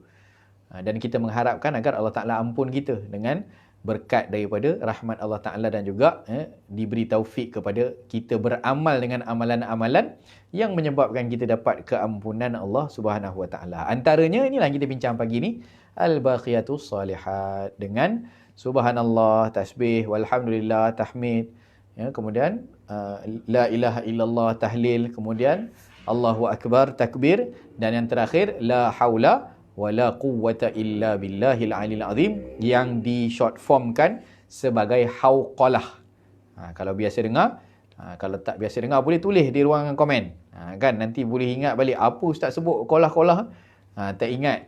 Jadi la haula wala quwwata illa billah itu di short formkan sebagaimana tasbih, tahmid, tahlil, takbir tadi, dinahatkan dia, diambil jadi short form. Macam Universiti Tenaga Nasional jadi Uni10 macam tu kan. Jadi la haula wala quwwata illa billah tu jadi hauqalah. Waw qaf lam tamarbutah. Hauqalah. Jadi kalau orang sebut bacalah hauqalah. Apa benda qalah apa? Maknanya bukanlah kita kat situ baca hauqalah macam tu pula. Dia short form. Kalau orang sebut hauqalah tu maksudnya baca la haula wala quwwata illa billah. Baca begitulah. Jadi itulah baqiyatus salihat yang kita bincang pada hari ini. Ada soalan ke? Tak ada. Okey, alhamdulillah. Soalan pun tak ada Sejam setengah ni sahabat-sahabat sama-sama dengan kita. Alhamdulillah masih stay lagi mudah-mudahan sama-sama manfaat insya-Allah, baik kami yang bercakap maupun tuan-tuan dan puan-puan yang setia mendengarkan kepada klinik mengaji Kubak Center. Kami tidaklah apa yang kami harapkan melainkan manfaat bersama, baik bagi yang bercakap maupun bagi yang mendengar. Untuk kita sama-sama harapkan taufik daripada Allah Ta'ala insya-Allah. Okey, kita baca kasidah yang terakhir, 3 bait yang last. Boleh tengok dalam PDF kita. Allahumma salli wa sallim wa barik alaihi wa ala alihi. Sallallahu wasallam alaihi. Subhanallah walhamdulillah wa la ilaha illallah. Subhanallah walhamdulillah wa la ilaha illallah. Allah, Allah, Allah, ya Allah, Allah, Allah, Allah, ya Allah. Wahdina Rabbana lima qad hadaitas sadatil arifina ahla ahlal maziyah. Allah, Allah, Allah, ya Allah, Allah, Allah, Allah, ya Allah. Waj'alil ilma muqtadana bihukmi dhawqi fi fahmi sirri ma'na al-ma'iyah. Allah, Allah, Allah, ya Allah, Allah, Allah, Allah, ya Allah. Wahfadhil qalba an yulimma bihi syaitanu wan nafsu wal hawa wad-daniyah. Allah, Allah, Allah, Ya Allah, Allah, Allah, Allah. Ya Allah, subhanallah, walhamdulillah, wa la ilaha illallah. Subhanallah, walhamdulillah, wa la ilaha illallah. Allah, Allah, Allah, ya Allah, Allah, Allah, Allah, ya Allah. Allahumma salli wa sallim wa barik alaihi wa ala alihi. Baik, dalam 3 bait yang terakhir, wahdina rabbana lima qad hadaita sadatil arifina ahlul maziyah. Ya Allah, berikanlah kami petunjuk dengan apa yang telah kau berikan, iaitu petunjuk kepada para arifin. Apakah maksud arifin? Arifin adalah mereka yang mengenal Allah Subhanahu wa taala. Mereka yang melaksanakan, yang akidahnya kukuh, yang syariatnya kukuh. Begitu juga mereka berakhlak dengan akhlaknya baginda Rasul sallallahu alaihi wasallam, yang kenal Allah. Itu dia panggil al-arif billah ataupun arifin billah, yang kenal Allah Ta'ala, yang tahu perintah Allah, yang tinggalkan larangan Allah, dia buat apa yang Allah suka. Bahkan kehidupannya adalah seluruhnya kepada menyaksikan keagungan Allah Subhanahu wa Ta'ala. Jadi kita minta sebagaimana Allah tunjukkan dia jalan untuk kenal Tuhan, kita pun minta jugalah untuk Allah tunjukkan kita sebagaimana mereka ditunjukkan untuk kita mengenal Tuhan kita. Dan waja'alil ilma muqtadan, jadikanlah ilmu sebagai panduan kita. Kita bukan ikut-ikutan tanpa ada, maknanya ikut kepada hawa nafsu lah. Sebab ada juga orang yang menuju jalan mengenal Tuhan, tapi sebenarnya akhirnya bukan dia nak bawa orang kepada mengenal Tuhan, tapi nak bawa orang kepada syaitan. Kita takut yang itulah. Sekarang pun macam-macam kan ajaran sesat, hatta atas nama makrifat juga, atas nama makrifatullah, nak kenal Allah, tapi akhirnya membawa kepada tinggalkan solat, membawa kepada maknanya mempertikaikan tentang Nabi, mempertikaikan tentang apa yang ada daripada kalangan para awliya. Jadi susah. Dia bawa ikut logik akal saja. Akhirnya boleh jadi etis pula. Maknanya Tuhan tu pula yang kena ikut cakap dia. Jadi masalah. Banyak sangat ajaran-ajaran sesat juga yang maknanya mengikuti kepada akal fikiran semata-mata tanpa ada panduan ilmu yang benar. Jadi ikutilah Sawadul A'zam. Sebab tu Ustaz Husni pun sebut tadi, penting untuk kita tahu sanad ilmu di mana ambil. Kata Ibnu Sirin kan, itulah laulal isnad, kalau tidak kerana sanad ni laqala man syaa ma syaa. Kan siapa-siapa pun dia boleh cakap apa-apa yang dia nak, dia boleh mendakwa-dakwa saja. Tuhan tu macam ni, Tuhan tu macam ni. Daripada mana kamu dapat kamu kata Allah tu begini, Allah tu begini? Dia beginilah, dia faham Quran sendiri, dia baca Quran sendiri, tak pernah ada guru yang membimbing, tak pernah ada yang bantu dia dalam bab kefahaman yang sebenar. Tak ada sanad dalam ilmu dia. Jadi dia berfikir-fikir pakai akal dia saja. Yang itu akan jadi masalah. Itu yang kita minta, waja'alil ilma muqtadana. Jadikan ilmu tu yang benar sebagai panduan untuk ikutan kami dengan hikmah dzauq. Ada orang yang ada ilmu, maknanya ilmunya macam Allah, tapi tak ada dzauq. Dzauq ni rasa. Rasa untuk memahami sirri ma'nal ma'iyah. Rahsia kepada makna kebersamaan. Maknanya kalau istilahnya kita kata bawa Allah dalam diri kita. Kan kita bila makan kita nampak, maknanya syuhud dekat makanan yang kita makan itu, Allah lah yang bagi kenyang. Yang aku rasa di lidah aku sedap ni, Allah lah yang bagi sedap. Kan hatta yang rezeki sampai aku diberi makan pada hari ni adalah apa yang Allah Ta'ala berikan. Jadi kita pun baca doa, Allahumma barik lana fima razaqtana wa qina adzabannar. Makan pun ingat Allah. Kan kita buang pun dah lepas makan perut penuh, sakit perut buang, keluar dah setelah selesai lega kita buang pun sama juga. Ghufranakal hamdulillah. Ya Allah, aku minta ampun tadi dalam tandas tak berzikir kepadamu. Kan aku alhamdulillah, ghufranakal hamdulillah. Syukur ya Allah ni sakit-sakit perut aku ni engkau lah yang bagi keluar. Kalau tak izin dia Allah Ta'ala keluar penyakit daripada perut, tak keluar ya Allah. Itu syuhud. Itu orang yang menyaksikan Allah Ta'ala dalam setiap apa pun yang dia lakukan dalam kehidupan dia. Atau dihantarkan orang-orang yang marah dia, dia nampak dia berinteraksi dengan Allah Ta'ala. Walaupun di dunia ini interaksi zahirnya dengan makhluk, tapi interaksi batinnya dengan Allah Subhanahu Wa Ta'ala. Itulah makna ma'iyah, kebersamaan. Kebersamaan dia dengan Allah. Itu ada zauq, maknanya ada perasaan. Apa namanya? Yadhuq. Man yadhuq yadri. Siapa yang rasa dia faham. Kan? Kalau saya makan buah apa? Buah apple ke, buah limau ke, kan? Saya cakap kat Ustaz ni saya tunjuk buah kan, buah apple. Ni buah ni manis ni. Buah ni manis ni. Kan? Jadi dia kata manis macam mana? Dia minta saya describe. Kan? Manis macam mana? Manis lah ni kalau kita perah, nanti kita bawa hantar dekat makmal, kita uji kandungan gula dia ni adalah sebanyak 300 ni per liter. Apa saya duk jelehkanlah manis.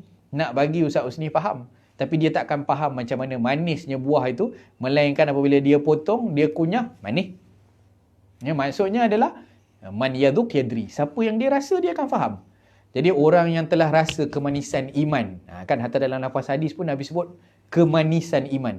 Kenapa dia disebut dengan manis? Sebab ada kaitan dengan zauq. Zauq inilah yang disebut dalam kasidah ini. Orang yang dia dah rasa macam mana dia bawa Tuhan dalam setiap kehidupan dia, dia nampak kebersamaan dia dengan Allah dalam setiap interaksi kehidupan dia, maka dia akan faham. Dan orang lain susah nak faham, melainkan orang rasa sendiri bagaimana hubungan. Sebab hubungan ni berbentuk personal. Kita pun, hubungan kita kan, kita tak brag, kita tak maknanya canang-canang kat orang kan. Saya dengan kekasih saya macam ni, saat ini saya buat macam ni, saat ini saya buat macam ni. Kita tak cerita. Hubungan ni sifat dia rahsia. Jadi kebersamaan ma'iyah itu adalah hubungan kasih dengan kekasih itu adalah penuh dengan kerahsiaan, dan kerahsiaan itu adalah dimaniskan, disulamkan dengan zauq. Zauq itu adalah rasa, dan siapa yang tak rasa dia tak tahu. Panjang cerita. Naik syekh pula ujung-ujung ni. Dan yang terakhir adalah wahfazil qalba an yulimma bihi syaitan wan nafsu wal hawa wad dania. Dalam menjaga hubungan kita, dalam kita nak jaga, ada pengacau, ada pengganggu. Jadi pengganggunya itulah yang disebut dalam bait ini. Peliharakanlah hati. Kita minta, ya Allah, Engkau yang memegang ubun-ubun setiap daripada makhlukmu. Kan Engkau yang mengaturkan begini dan begini. Jadi tolong ya Allah, walaupun telah Kau takdirkan di dunia ni ada pengacau-pengacau yang nak memesongkan hati kami daripada menuju Engkau. Tapi maknanya kekalkanlah kami pada jalan. Peliharakan hati ni yang Quran sebut qalbun salim kan. Apa namanya ayatnya? Illa man atallaha biqalbin salim. Apa first tu? Tu ayat baru yang terselihat. Tapi ada mal dengan bandung tu. Lupa dah. Illa man atallah yaumul la yanfa'u malun. Yaumul la yanfa'u malun wala banun illa man atallah biqalbin salim. Hari kiamat itu nanti, hari akhirat tu hari yang tak ada manfaat. Anak, pinak, isteri, harta, semua tak ada manfaat, melainkan orang yang datang kepada Allah dengan qalbin, belah sini kiri, qalbin salim, dengan hati yang sejahtera. Sejahtera tu apa sebenarnya? Yang dipelihara oleh Allah daripada gangguan ini. An yulimma bihi syaitan. Yang pertama syaitan. Syaitan nak ajak sebanyak mungkin anak cucu Adam ikut dia masuk neraka. Nafsu begitu juga, ammaratun bisu. Nafsu ni menyuruh kepada yang jahat saja. Kalau kita boleh kawal dia, maka akan jadi baik. Nafsu tadi boleh dipimpin untuk bawa kita buat amal soleh dan juga untuk kita ke syurga. Tapi kena dipimpin. Kalau ikut ajakan dia, dia memang ajak kepada yang buruk je. Kemudian wal hawa wad dania, hawa nafsu dan juga dania, dunia. Dunia yang jadi godaan kita di sekeliling inilah yang menyebabkan orang kabur daripada matlamat dia yang sebenarnya lebih jelas di akhirat. Sebab dia kabur dengan godaan dunia yang sedikit, maka dia sudah tak nampak keadaan dia di akhirat. Yang inilah yang kita minta Allah untuk pelihara hati kita daripada syaitan, daripada hawa nafsu, daripada godaan dunia. Dan kalau Allah selamatkan kita, Allah jaga kita, maka kita akan berada pada jalan lurus tadi. ya, salaku fit tuqa tariqan sawiyah. Ya, jadi itulah yang kita dapat bincangkan pada hari ini. Jadi terima kasihlah pada semua yang bersama-sama kita. Tak mampu untuk saya dah keluar dah pun daripada dia punya ni untuk dibacakan satu-satu, tapi tuan-tuan, puan-puan, sidang jemaah sekalian yang sama-sama dengan kita pada pagi ni hampir 2 jam ni, sejam 45 minit. Alhamdulillah. Ya, mudah-mudahan ada manfaatnya lah bersama, insya-Allah. Kami mohon untuk doakan kami agar istiqamah dalam kebaikan. Gitu juga sama-sama kita doakan untuk masing-masing agar Allah sentiasa berikan taufik dan hidayah untuk kita melaksanakan amal-amal yang baik, dan juga diberikan kita pahala-pahala yang banyak, diampunkan kepada segala dosa-dosa kita, dan diberikan ilmu yang benar, dibimbing kita kepada jalan-jalan yang lurus dengan panduan daripada guru-guru kita, para masyayikh kita, alim ulama kita, insya-Allah, sehingga kita dihimpunkan bersama dengan Nabi sallallahu alaihi wa ala alihi wasallam, bersama dengan para sahabat, bersama dengan para tabi'in, tabi'in, para masyayikh, alim ulama kita. Harapan kita agar kita mendapatkan syafaat mereka semua, dan juga syafaat daripada amalan-amalan kita yang tulus ikhlas, yang diterima kabul oleh Allah Ta'ala, insya-Allah Ta'ala. Dan terakhirnya saya minta Ustaz Husni doa sikitlah keberkatan Jumaat kita pada hari ini. Mudah-mudahan jadi saat yang dimakbul oleh Allah akan doa-doanya, insya-Allah. Bismillahirrahmanirrahim. Alhamdulillahirabbil alamin. Wassalatu wassalamu ala asyrafil anbiya'i wal mursalin wa ala alihi washabbihi ajma'in. Allahumma salli wa sallim ala sayyidina Muhammad fil awwalin wa salli wa sallim ala sayyidina Muhammad fil akhirin wa salli wa sallim ala sayyidina Muhammad fil kulli waqtin wa hin wa salli wa sallim ala sayyidina Muhammad في الملأ الأعلى إلى يوم الدين وصلي وسلم على جميع الأنبياء والمرسلين وعلى الملائكة المقربين وعلى عباد الله الصالحين من أهل السماوات وأهل الأراضين ورضي الله تبارك وتعالى عن سادتنا ذوي القدر الجلي أبي بكر وعمر وعثمان وعلي وعن سائر أصحاب رسول الله صلى الله عليه وسلم أجمعين وعن التابعين لهم بإحسان إلى يوم الدين واحشرنا وارحمنا معهم برحمتك يا أرحم الراحمين يا الله يا ربنا يا واسع المغفرة يا أرحم الراحمين لا إله إلا أنت وصلى الله على سيدنا محمد وعلى آله وصحبه وبارك وسلم والحمد لله رب العالمين. Alhamdulillah, sekali lagi saya ucapkan daripada kami Kubak Center, saya dan juga Al-Fadhil Ustaz Husni, mohon maaf atau ada salah silap, mohon teguran daripada tuan-tuan dan puan-puan sekalian. Mudah-mudahan kita sentiasa mendapatkan keberkatan daripada apa yang kita laksanakan dalam kehidupan, dipimpin hidup kita insya-Allah dengan Allah Ta'ala dalam hidup. Sekali lagi saya ucap terima kasih. Mudah-mudahan kita jumpa lagi. Kami berazamlah untuk melaksanakan topik-topik khas lah yang kita akan bincangkan. Mungkin kita akan buat pendek sikit lah. Tengoklah pendek atau panjang bergantung pada risalah. Kalau boleh buat sejam, kita buat sejam lah. Sebenarnya 2 jam ni lama juga, kan? Duduk tahan sakit perut pun. Alhamdulillah, terima kasih. Yang bertahan tengok kita ni lah yang saya maknanya tabik lah. 2 jam kami bercakap ni tak apalah, kan? Yang boleh dengar 2 jam ni hebat lah. Jadi minta tuan-tuan doakanlah kami insya-Allah. Dan kami berhajat nak buat tiap-tiap minggu hari Jumaat. Nanti minggu depan kita akan select tajuk lain pula lah. InsyaAllah nanti ada risalah lagi kita akan kongsikan. Jangan lupa like page Kenek Ngaji Kubak Center. Begitu juga masuk subscribe channel kita dalam Telegram Kubak Center, untuk kita kongsikan nota-nota dan juga apa-apa bahan yang insyaAllah kita akan ada kelas-kelas kita jugalah. Terima kasih sekali lagi. Assalamualaikum warahmatullahi wabarakatuh.